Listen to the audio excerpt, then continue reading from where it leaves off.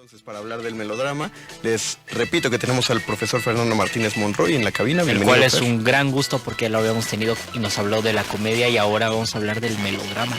Otro género dramático, ¿no? Otro género dramático. Entonces, pregunta base, ¿qué es el melodrama? El melodrama es un género dramático, de principio. El melodrama es un género dramático cuyos antecedentes están en Eurípides. Es decir, que el melodrama más antiguo que podemos encontrar son algunas de las obras de Eurípides. El asunto es que se suele pensar que todo lo que escribieron los griegos eran tragedias y comedias, y eso nos lleva a pensar que Aristófanes escribió comedias cuando técnicamente son farsas, y que todo lo que escribieron los autores griegos son tragedias. Eurípides, en ese sentido, generó melodramas, tragicomedias, tragedias y obras didácticas. Es decir, que todo lo que ha sido el teatro a nivel internacional ya estaba planteado por los griegos desde el principio. Precursores de todo. Ok, ¿cuál es el funcionamiento del melodrama? Si nosotros viéramos, por ejemplo, yéndonos a la antigüedad clásica, la Electra de Eurípides comparada con la Electra de Sófocles, en la Electra de Sófocles nosotros vamos a ver que una muchacha está llorando porque su madre está casada con un hombre y entre los dos mataron a su padre y no lo puede superar, no puede, y entonces ella está pensando que debería tomarse justicia y le duele mucho el asesinato. En cambio, si vemos la de Eurípides, vemos que aparece Electra y dice tal cual: bueno, yo soy una princesa, pero a pesar de ser princesa, tengo que ir por el agua. Y voy a ir por el agua yo, tengo criados. Sí. Estoy casada con un hombre pobre porque mi madre me casó con un hombre pobre para deshonrar mi descendencia. Pero yo, siendo princesa, visto de harapos. Y siendo princesa, tengo que ir por el agua para que todos vean que me tratan mal. Entonces, estamos viendo ya dos magnitudes. Lo que hace la diferencia entre unos géneros y otros es la magnitud con la que se está valorando la realidad. Lo que ocurre en una tragedia siempre es grave, porque implica la destrucción de un ser humano por su propia responsabilidad. En este caso, la destrucción de Electra por su carácter. Sí. Pero lo que vemos en un melodrama es un ejercicio que va a producir al espectador relajación y diversión. Es decir, que lo que estamos viendo es una muchacha que sufre mucho a pesar de su condición social. Cuando la condición social se vuelve importante, entramos en el tono patético. Y el tono patético es el tono del melodrama.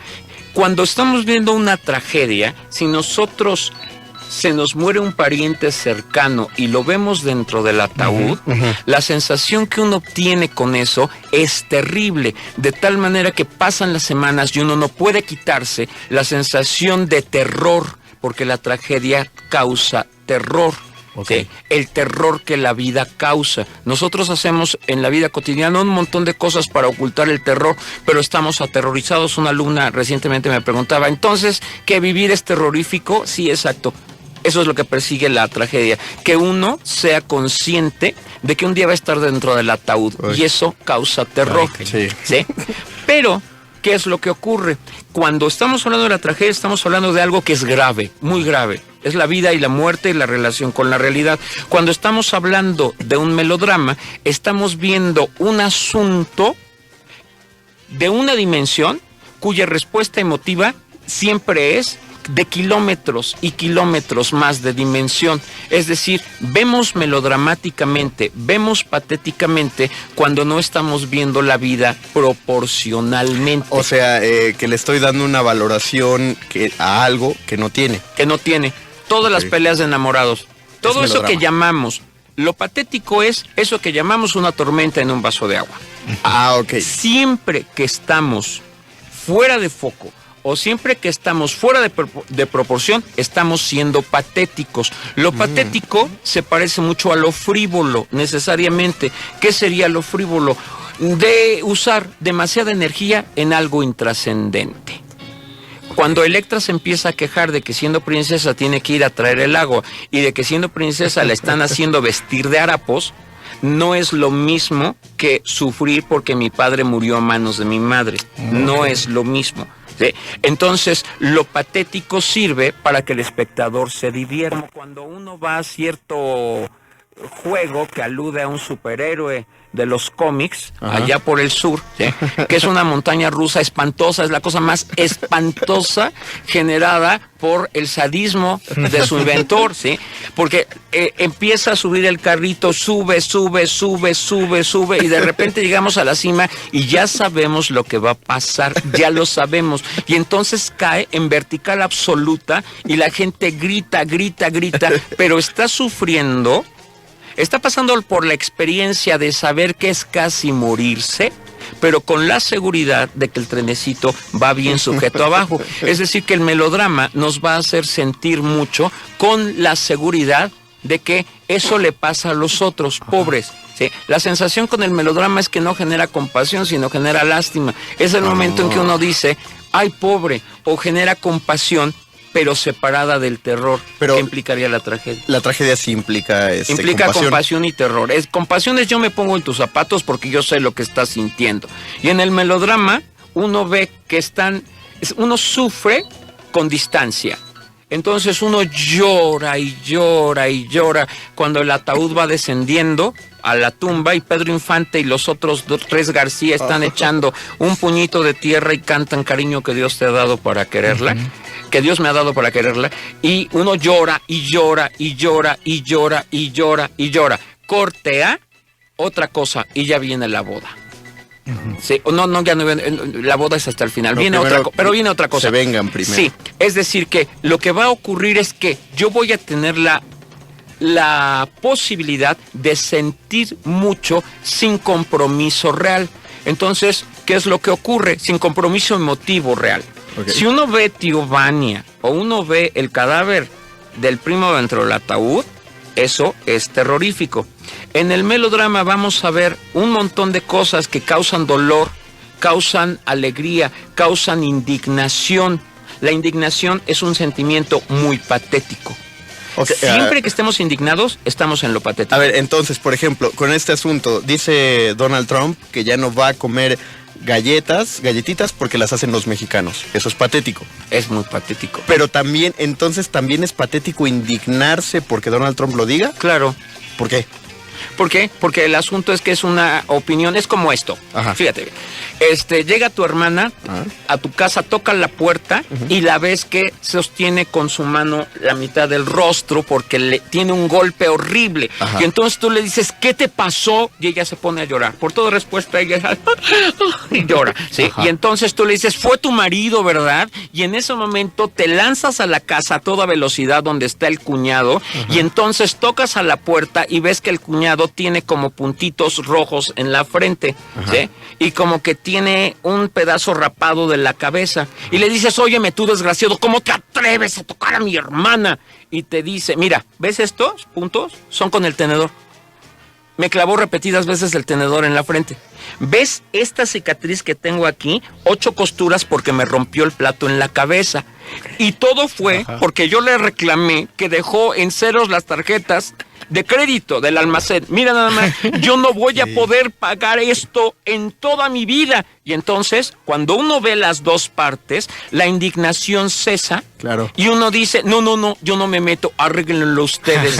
Y se retira, porque ya vio la complejidad de un asunto. La indignación es una sensación patética que surge de creer que las víctimas existen y que los villanos existen. Porque la indignación solo estás viendo una cara de la moneda. Una cara de la moneda. Para estar indignado hay que ver una cara de la moneda. En cuanto entra la complejidad, entramos en lo grave de la realidad. ¿Y cuál es lo grave de la realidad? Que todas las partes implicadas en un problema son responsables por igual. Y nadie quiere ver que... ¿Y qué sentimiento es entonces el que corresponde? Si vemos las dos caras de la moneda, ya no es indignación, ¿qué es entonces? Se llama, en el momento en que vemos las caras de la moneda, eso es la catarsis. Catarsis. O sea, es decir, que el pensamiento simple implica la indignación, ¿sí? O la alegría, porque los melodramas de la televisión siempre terminan en una boda. Punto. Entonces estamos muy contentos, felices porque así tenía que ser, o estamos muy indignados, pero insisto, cuando vemos el asunto en su complejidad, la idea que teníamos del mundo se rompe y entonces uno entra en angustia. Después, primero es la anagnórisis, el momento en que reconozco la complejidad del asunto. Inmediatamente viene la catarsis, inmediatamente viene un horror de que uno quisiera correr y huir de la conciencia, pero no puede porque la trae consigo. Eso es el terror. Hay que diferenciar, el melodrama trata del horror y la tragedia trata del terror. La vida es terrorífica, pero el melodrama es horroroso. Es decir, lo horroroso es lo feo. Nada más me causa espantito, pero sí. No me aterra, pues. Es como Drácula o Frankenstein. Muy bien. Sí. Seguiremos hablando acerca de melodrama. Vamos a hacer una pequeña pausa musical. Lloré con esa canción. Lo sabía. Regresamos a Muerde Lenguas, el único espacio cultural de la radio pública donde pueden escuchar a sentidos opuestos y está totalmente justificado. Pero cualquier justificación, Conde, es patética. Cualquier justificación es patética. Estamos hablando con Fernando Martínez Monroy para saber acerca de las definiciones de melodrama y nos surge esta pregunta, Fer, en principio. ¿Cuál sería la definición de patético? Si nos atenemos a la raíz, es patos, es la misma raíz que tiene patología, que es la enfermedad. No vamos a entrar en que es una enfermedad, no es una enfermedad, pero es un problema muy grande ser patético. Lo patético implica concebir las cosas con una magnitud que las cosas no tienen. Ya sea que yo le quite importancia a algo que lo tiene o que yo le dé demasiada importancia a algo que no la tiene. Pero ¿no es eso natural? O sea, eso no sería natural. Es automático. Ok. Es humano, pues. Es humano. Pero, A ver, dilo. Por ejemplo, un asesinato. Y la gente que dice, yo estoy indignado por la ola de crímenes en México. ¿En dónde estaría lo patético y por qué le estamos dando más importancia o le estamos dando menos importancia? ¿Qué pasa? Porque cuando hay un asesinato no sabemos cuál es la responsabilidad que el individuo tiene en su asesinato.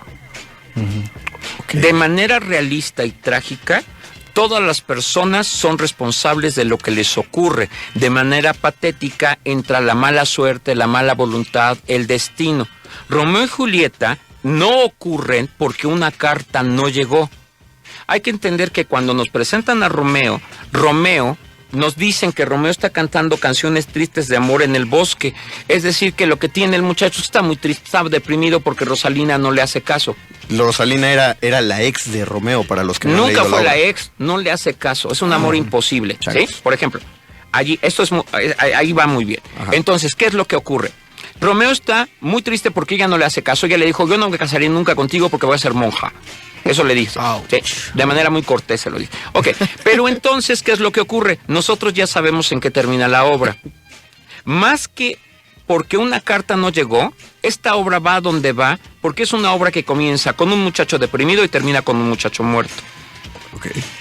Sí. Entonces, ¿para qué sirve el personaje de Rosalina? El personaje de Rosalina sirve, ¿para qué?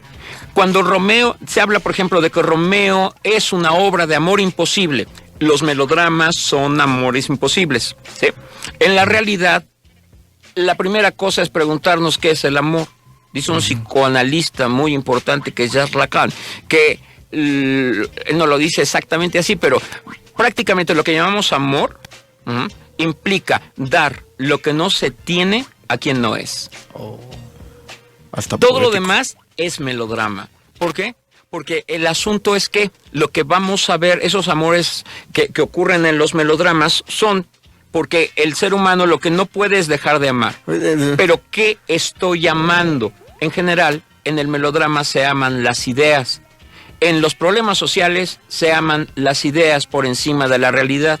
Claro. Cuando la ley de Moisés tiene como primer mandamiento, entre comillas, amarás a Dios sobre todas las cosas, está implicando amar la realidad por encima de todas las ideas. Eso sería la cuestión, porque la neurosis consiste en preferir la idea al hecho real. Negamos lo real porque preferimos la idea.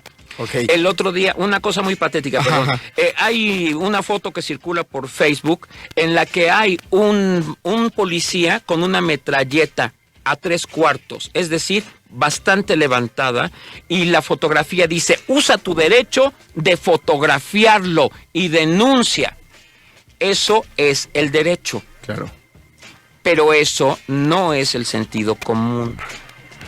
Porque si uno lo fotografía al soldado, al profesor universitario o a mi vecina, voy a provocar un lío tremendo, porque a nadie nos gusta que nos fotografíen. Ajá. Pero cuando el letrero dice usa tu derecho, es una posición muy melodramática, muy patética. ¿Qué tal si agarro yo al soldado en sus 5 minutos? Con una metralleta, tiene una metralleta en la mano. Si uno tiene una ametralladora en la mano, pues entonces uno se quita de enfrente. No vaya a ser que se dispare por accidente. Ajá. Pero si encima está incitando a cumplir con un derecho, pues sí, tiene derecho. Lo que no tiene sentido común. O sea, lo que dice la gente, pero no debería pasar. No debería pasar. Esa palabra debería está en el idealismo. Ese es el ideal. No debería pasar.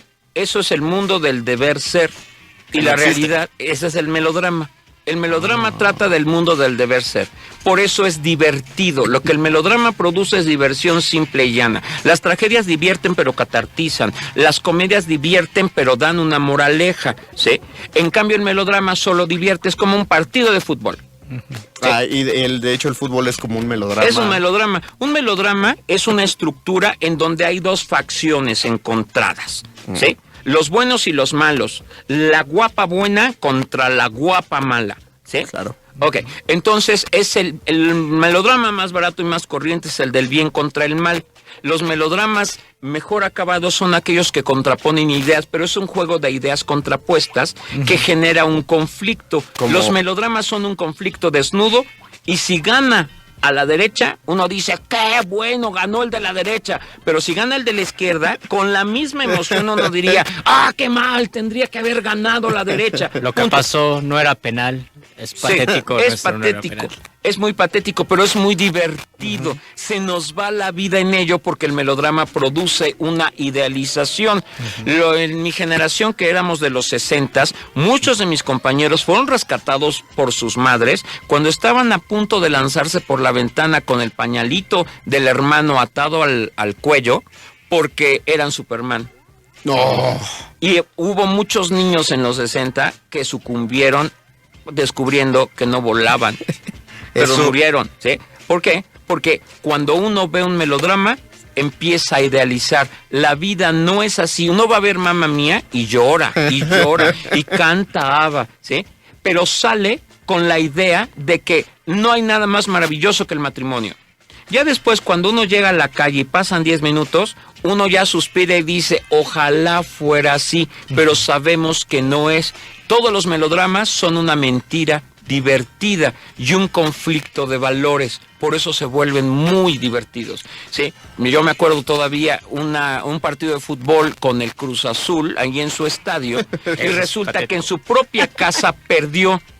Y la gente salió a romper escaparates y quemaron un banco que está afuera del metro Chilpancingo con bombas Molotov.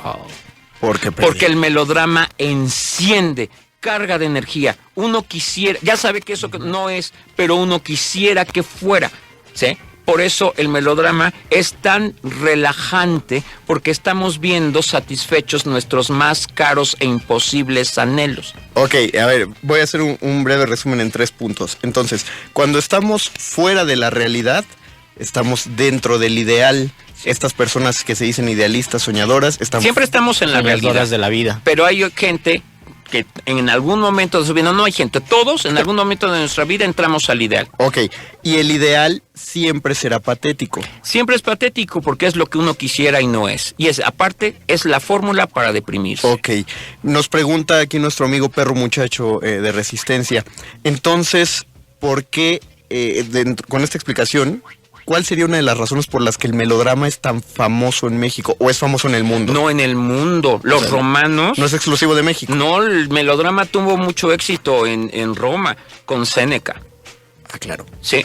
Todo lo que era guardar la compostura en las tragedias, Séneca dijo, se sacan los ojos de Edipo, que se los saque con sangre, que se vea como mata Medea, ¿sí? Es decir, que el teatro de Séneca tomó el aspecto morboso y las tragedias son concebidas a partir del tema. El melodrama es concebido a partir de la anécdota. Cada vez que entendemos la vida como una historia, ya estamos siendo patéticos. ¿Por qué?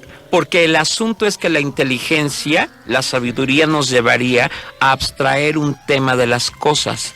Y el tema de las cosas, realistamente, es la responsabilidad que uno tiene en lo que le está ocurriendo. Deprimirse es patético, entonces. Deprimirse, sí. Porque la vez pasada hablamos sobre que la inteligencia, conocer, no nos vuelve felices. Entonces, ¿conocer nos vuelve patéticos? Conocer puede tener como reacción ser patéticos, porque justo lo que vamos a hacer en el melodrama es sentir mucho sin conocer. El melodrama nos proporciona descanso. Después de toda la semana atroz, uno quería llegar a ver Los ricos también lloran. Claro. Y yo me acuerdo que el final de Los ricos también lloran y otra telenovela que se llamaba Viviana paralizó la Ciudad de México. ¿Por qué? Porque el melodrama me permite pensar que la vida, por una vez, es como debiera ser. Los malos son castigados y los buenos se casan. Y además, ahí estaba la belleza esplendorosa de Verónica Castro, ¿sí? Entonces Verónica Castro es irreal de tan bella que era. ¿Sí? Entonces, en el melodrama sí existe la justicia. En el melodrama existe la justicia. En la realidad no. En la realidad la justicia existe desde el punto de vista del derecho. Pero si yo les pregunto qué es la justicia, siempre me van a decir cosas que implicarán que yo sepa qué sienten ustedes que les hacen falta. La justicia, siempre, la justicia, la felicidad, la libertad. No, están en el nivel del deseo. Están en el nivel de la añoranza, en el nivel de un anhelo. La justicia es un anhelo. Si yo te pregunto, ¿qué es la justicia? Y tú me dices, sí hay justicia. Justicia es partir, si somos 3 hijos, partir el pastel en 3. Uno podría decir, claro, te tenías un hermano consentido y a ti no te tocaba parejo. ¿Qué es la justicia? La equidad, ¿sí? Pero la equidad no es necesariamente la justicia. ¿Por qué? Si yo soy el padre de los 3 y digo, aquí a mi hijo, el escritor, que no va a vivir bien, le voy a dejar la casa, y ustedes como ya tienen casa, entonces no les toca, ¿sí? Eso sería una forma de equilibrar. Ajá. Pero ustedes van a decir, no es equidad. Justo. Pero si él es el que ha estado viendo en mi vejez y yo le digo, a él le dejo la casa, ¿sí? Por equidad con lo que él ha sido, de todas maneras, no, bueno, porque no es justo. Porque siempre que se habla de justicia se está hablando de una idea de carencia. ¿Qué es la felicidad? La felicidad es eso que no tenemos, pero todo mundo anhela. ¿Qué es la justicia? Lo que nadie tiene, pero todo mundo anhela, como uno quisiera que fuera. En la tragedia vamos a ver algo que no es la justicia, sino el movimiento de la realidad. Todas las tragedias funcionan por un mecanismo de causa-efecto. Uno hace algo y recibe la consecuencia de lo que hizo. En el melodrama, aunque uno haga bien o uno haga mal, siempre le va a ir o bien o mal, porque el destino interviene, las circunstancias intervienen. Si las circunstancias son más importantes que las decisiones de las personas, entonces estamos hablando de un melodrama, más el tono patético. Ok. ¿Te surge alguna otra duda, Luis, en este momento? Pues me surgen muchas dudas, pero... Todavía tenemos 3 minutitos. ¿A ti qué dudas te surgen? Primero te paso, Fernando, un saludo que te manda Carlos Monfil por nuestra página de Facebook. Estamos buscando a ver si la red nos da para ver el Twitter. Entonces, tú dices, el melodrama o un melodrama fue capaz de tener... ¿Hay manipulación, entonces, gracias al melodrama? ¿Es el género que más puede manipular una masa? No, el género que más puede manipular una masa, bien hecho, son las obras didácticas, el tipo de teatro de Brecht. Okay. El melodrama no manipula, regodea. El melodrama siempre te va a decir, es un género complaciente. Siempre te va a decir lo que tú quieres escuchar. Okay. Una declaración amorosa necesariamente será patética. Enamorarse es un acto de patetismo tremendo. Hacer una promesa es patético. ¿Sí? ¿Para qué serviría una promesa después de que han pasado los años? Para entender, ser consciente del grado de vehemencia del que uno es capaz. Pero entonces entraría yo ahí a ese punto de que se dice, y yo creo que se dice con razón, quiero escuchar tu opinión, Fer, de que la sociedad mexicana se vuelve manipulable a partir del gusto que se le genera por esos melodramas, por las telenovelas. Es que yo no sé si la sociedad mexicana es manipulable. No lo sé porque el asunto es que no es que sea manipulable, es que el melodrama es complaciente. Okay. Pero toda nuestra cultura viene de España. A ver, Sí, yo tenía un amigo allá que decía, ¡qué barbaridad! Buñuel se echó a perder cuando llegó a México. Porque él quería ver surrealismo, ¿no? De mi amigo. Y entonces dice, mira nada más, fue a ver una película que se llama La hija del engaño, ¡qué atrocidad! Y es de esas películas que hizo en México, sí, pero el guión es de Carlos Arniches, un famoso libretista y dramaturgo español. ¿Sí? Benavente, Arniches, Muñoz Seca, todos ellos fueron los que nutrieron al cine español, porque el melodrama implica diversión. ¿Sí? El melodrama es útil porque divierte. ¿Sí? Los mexicanos somos más grotescos. Okay. ¿Sí? Somos patéticos y grotescos. Sin embargo, yo les puedo decir una cosa. México, junto con un autor español y ninguno de otro lugar, es donde se da la tragedia en castellano. ¿Quién es? Lorca. ¿Y por qué México? Lorca en España. México, pues porque somos un país tremendamente amargo, que somos capaces del realismo. Sí, aquí tenemos a Rodolfo Usigli, Luisa Josefina Hernández y Sergio Magaña. Claro. Sí, los argentinos no. Fíjense que es muy curioso una cosa. Los argentinos son viscerales. Nosotros parecemos viscerales, pero no. Nosotros no creemos en la política. No, nadie. Los argentinos, los brasileños, sí creen. Los españoles sí creen. Nosotros no lo creemos. Nosotros somos más apáticos que manipulables. El problema con nosotros es que somos apáticos porque no creemos nada. ¿Sí? Pero si ustedes hacen un recuento de los países donde pega muy bien el fascismo, siempre verán que coinciden que son países donde pega muy bien el fútbol. Y coincidirá con que son países donde no existe la tragedia. No existe el realismo. Pega muy bien el fútbol, ¿en qué sentido? O sea, que le gusta mucho. Como diversión, es apasionante. ¿Sí? Alemania, por ejemplo, ¿sí? Argentina, Brasil, pero en Chile. México también pega el fútbol, ¿no? Sí, pues pero es malo. Comparado con el de los otros países, el de México es malo. Ya sabemos, vamos al estadio y sabemos que van a perder. Sí. Y no nos quedan pierde. Mal, nunca nos quedan mal. Y eso es más grotesco, es más amargo. ¿Sí? Que estemos acostumbrados a esa derrota. No, es más amargo que nos demos cuenta de la verdad y no sepamos qué hacer con ella. Eso es lo que produce la amargura. ¿Sí? Es decir que, ¿quiénes son felices? Los bobos. Y el melodrama me da la sensación de que por una vez puedo ser feliz. En México el melodrama pega, ¿por qué? Porque es un descanso, es una zona de descanso. Pero México es un país también predominantemente fársico, sí, es decir, grotesco, y melodramático, es decir, patético. Pero no somos más patéticos que España. No somos más patéticos que los italianos. Si ustedes revisan la historia del teatro italiano, está llenísimo de melodramas. Y ni una tragedia. Toda la ópera, sí. El grueso de la ópera. Sí, ya en el siglo XIX había ópera trágica, pero al principio, no. La ópera, Alemania, Italia, sí. En Alemania creció con el romanticismo. Sí. Que es enteramente... Y el romanticismo es un estilo de una época que se vale del melodrama. Okay. ¿Por qué? Porque lo que quiere la gente es sentir lo que la vida no le deja. Sí. O sentir como quisiera sentir.